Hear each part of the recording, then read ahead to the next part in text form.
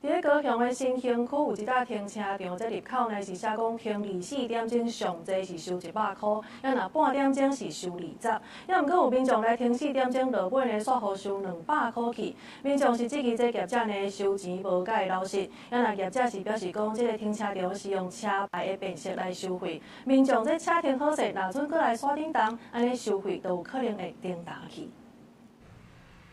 高雄市新兴区这搭新开的停车场入口处，告示大的字写着半点钟收20，一天上济收100。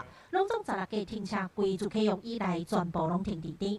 15度民众看到停车柜俗，甲车停一摆，想要到最后要走的时阵，所爱纳200块。民众讲，因为纳字的边仔，有另外一个告示写半点钟50，一天上济收500。不过伊迄天差不多停4点钟，无论用倒一种算法，拢算袂下。停还不到一整天啊，比上线还贵。 对啊，因为大家对于这种事情一定就会觉得说莫名其妙的，怎么会多收费啊？这样子，对啊，就钱太难赚了，然后又来这边被骗钱。我昨天停了将近1整天，对，才100块呢，不对的。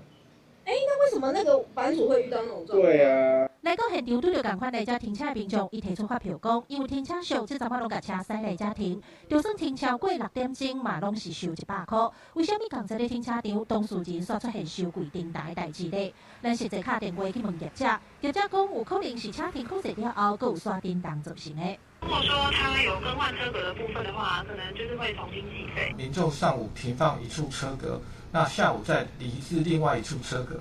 且各停放时间均超过3个小时，依现行公告与计费方式，2段停放分别达到当日上限计费条件。业者表示，目前收费以入口迄块牌仔为准，另外一块是公部门核定的收费标准。